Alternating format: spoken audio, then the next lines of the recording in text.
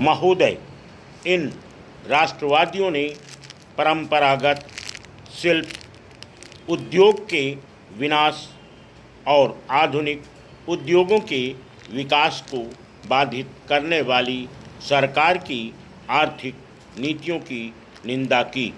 उनमें से अधिकतर ने भारत की रेलों, उद्योगों की, चाय, कॉफ़ी के बागानों में लगाए जाने के लिए बड़ी मात्रा में निवेशी पूंजी के आयात पर इस आधार पर विरोध किया कि उसकी वजह से भारतीय पूंजीपति दब जाएंगे और साथ ही भारत की अर्थव्यवस्था पर, उसके शासन तंत्र पर ब्रिटेन की जकड़ और मजबूत होगी।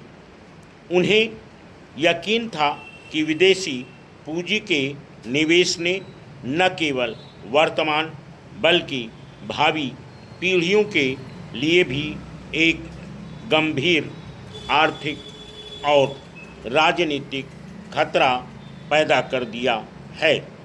उन्होंने विदेशी पूंजी को देश से बाहर रखने के लिए सक्रिय प्रशासनिक कदम उठाने की मांग की। गरीबी को दूर करने के मुख्य उपाय के रूप में प्रारंभिक दौर के इन राष्ट्रवादियों ने भारतीय जीवन के हर क्षेत्र को आधुनिक बनाने और ख़ास तौर पर आधुनिक उद्योगों को विकसित करने का सुझाव दिया, लेकिन तीव्रगामी उद्योगीकरण के लिए सरकार की सक्रिय सहायता और शुल्क से बचाव के लिए एक नीति की आवश्यकता थी।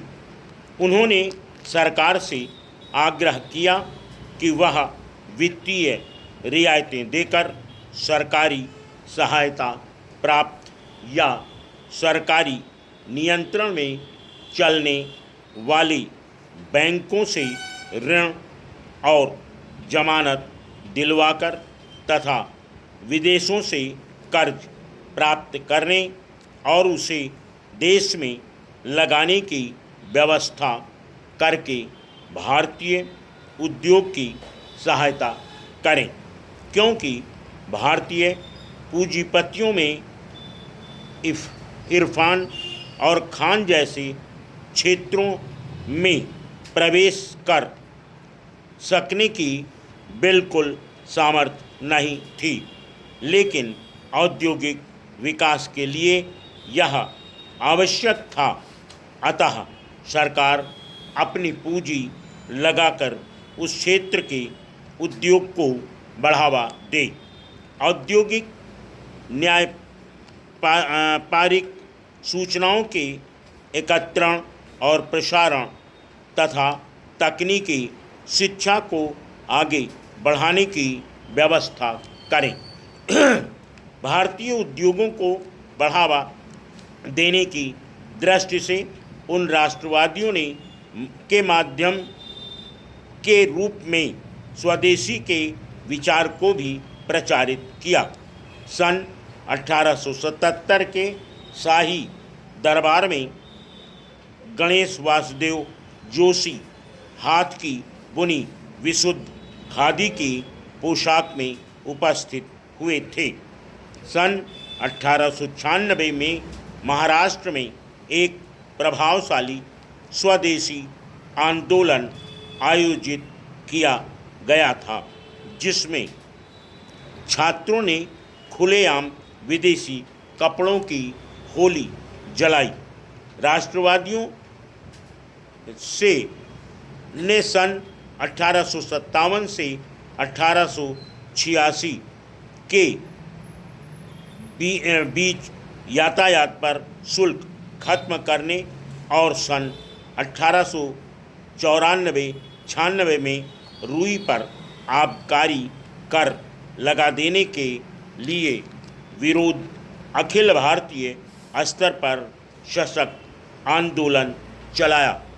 इस आंदोलन ने पूरे देश में राष्ट्रीयता की भावना को उभारने और ब्रितानी शासन के वास्तविक लक्ष्यों और उद्देश्यों की जानकारी देने में एक बड़ी भूमिका निभाई।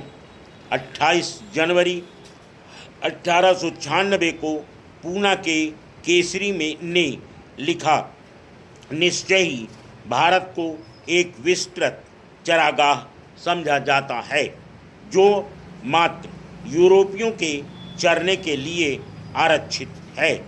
भारतीय राष्ट्रीय कांग्रेस के एक भूतपूर्व अध्यक्ष ने विधानमंडल में सन 1896 में कहा, को भारत ब्रितानी सत्ता की शक्तिशाली बाहों में विदेशी खतरे से सुरक्षित है।